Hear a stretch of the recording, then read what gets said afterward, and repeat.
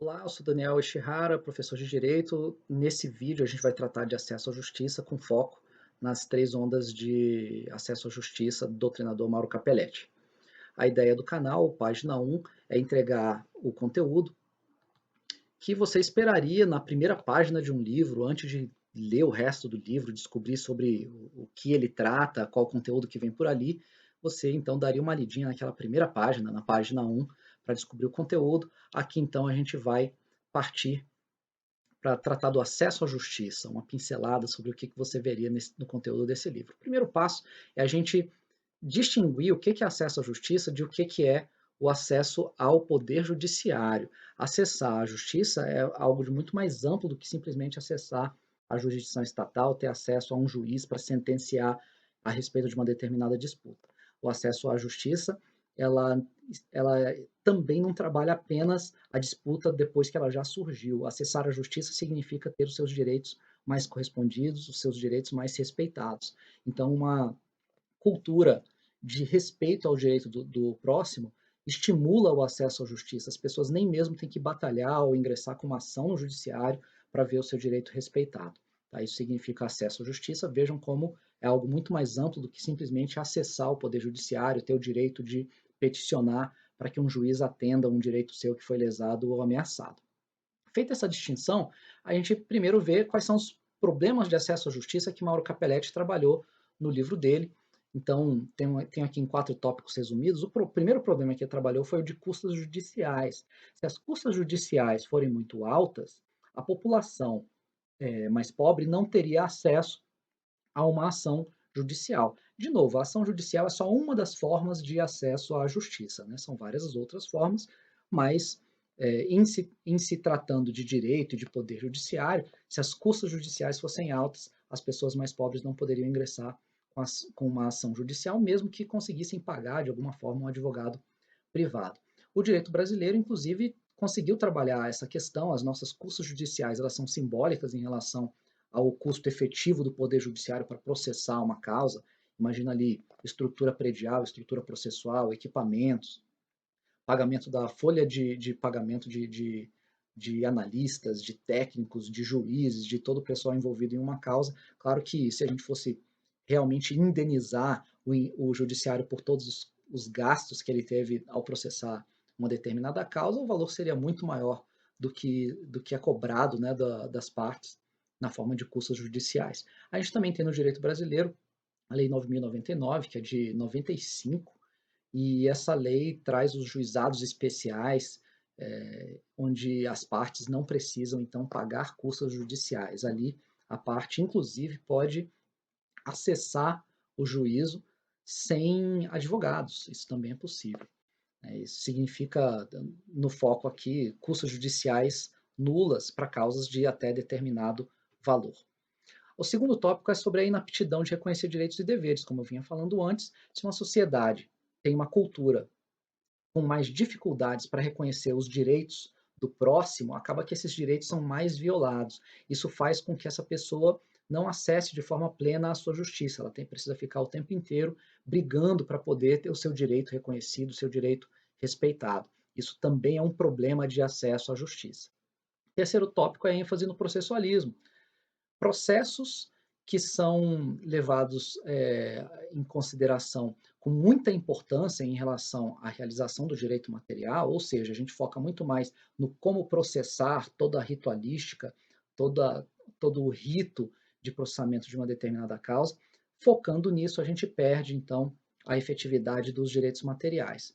Uma pessoa que precisa de uma sentença judicial com determinada urgência, por exemplo, por conta de muito processualismo, essa sentença pode demorar tanto que ela até perde o interesse na materialização daquele direito, ou então o próprio direito se torna cada vez menos valioso ou até inútil depois de determinado decurso de tempo. O último tópico aqui é a explosão de litigiosidade na sociedade de consumo. O que isso quis dizer? Na doutrina de Mauro Capelletti, quando ele menciona a sociedade do consumo, ele faz um contraste com a sociedade quando ela antes tinha que brigar por direitos mais básicos, como, por exemplo, o direito de se expressar como bem quiser, como o direito de se associar politicamente com a corrente ideológica que ele quiser e não ser perseguido pelo Estado por isso. Quando as pessoas tinham que brigar por esses direitos, a justiça tinha menos causas. À medida que esses direitos foram mais garantidos, e a gente vê isso na nossa Constituição Cidadã de 1988, as pessoas começam a se voltar para outros direitos, né? E aí a gente tem, numa sociedade do consumo, direitos mais privados, direitos mais particulares voltados a patrimônio, como exemplo das diversas, as milhares de causas que a gente tem para tratar de direito do consumidor, um produto que você comprou, que veio com defeito de fábrica, um contrato que não foi cumprido, e aí você então busca no judiciário uma solução para esse tipo de disputa. Não que isso seja negativo, que a gente tenha migrado da batalha por direitos mais básicos para direitos mais particulares e pormenorizados, mais privados, mas essa explosão na litigiosidade gera um volume que o judiciário não estava preparado para receber, e aí isso acaba gerando um problema de acesso à justiça como um todo. Como que esses problemas foram resolvidos na proposta de Mauro Capelletti? Ele trouxe, então, três ondas, são chamadas as três ondas de Mauro Capelletti, as três ondas de acesso à justiça. A primeira delas prega pela existência de uma assistência judiciária que seja gratuita, para exatamente entregar o que um advogado faria, mas sem custos para aquela população mais carente, pessoas que não poderiam acessar, então, a advocacia privada. Isso geraria um problema. Se a gente tivesse uma instituição estatal trabalhando os direitos particulares dos mais necessitados, ainda assim, os direitos da coletividade, os direitos difusos, eles não seriam observados, e aí esses direitos poderiam acabar sendo violados. Então, a segunda onda de Mauro Capelletti trabalha a existência de alguma estrutura para a representação de direitos difusos, algum direito, então, que não seja voltado apenas a um cidadão, mas à coletividade daquela comunidade. A terceira onda de acesso à justiça é mais ampla que as duas primeiras. Ela trabalha não só um acesso a uma representação em juízo para facilitar essa presença do cidadão em juízo, como também a multiplicação, o fomento e o estímulo a diversas formas de se acessar à justiça, inclusive formas não direcionadas, não voltadas ao poder judiciário, como a gente vê nas duas primeiras ondas de acesso à justiça de Mauro Capelletti. Aí a gente fala também de ampliação do uso da conciliação, da mediação, a gente também fala de maior educação da população para respeitar o direito do próximo, e assim diante, essa seria a terceira onda de acesso à justiça de Mauro Capelletti. Como que o direito brasileiro correspondeu a essas três ondas de acesso à justiça de Mauro Capelletti? No direito brasileiro, em relação à primeira onda, que trabalha a assistência jurídica, a gente tem dois elementos na nossa Constituição de 88. Um primeiro está lá no artigo 5º, é um direito fundamental, é o direito à assistência jurídica integral e gratuita àqueles que comprovarem não terem recursos para pagar uma advocacia privada ou se tivessem que pagar, eles teriam que então diminuir sua própria subsistência. A outra parte em que a primeira onda da nossa Constituição Federal, em que essa primeira onda foi atendida, está lá no artigo 134. A Constituição Federal já fez a previsão da Defensoria Pública no Brasil. É a Defensoria Pública, então, que tem essa atribuição de prestar assistência jurídica integral aos mais necessitados.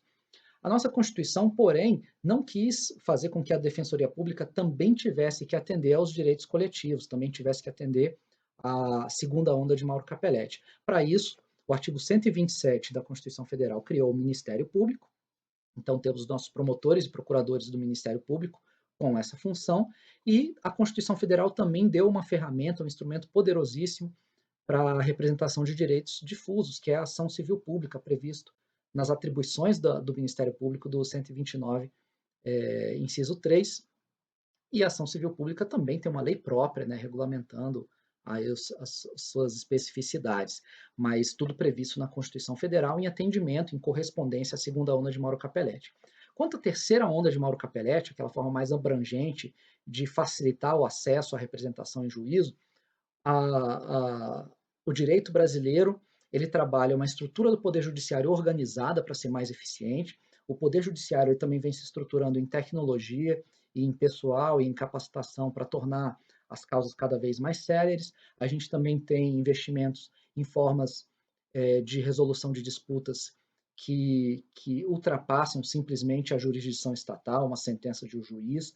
Nos juizados especiais, por exemplo, a gente tem total estímulo à conciliação, como de fato acontece nas juntas de conciliação e centrais de conciliação. A gente também tem a previsão na Lei 9.099 de uso da arbitragem entre os particulares para tentar agilizar e facilitar a resolução da disputa, não depender então de uma sentença de um juiz.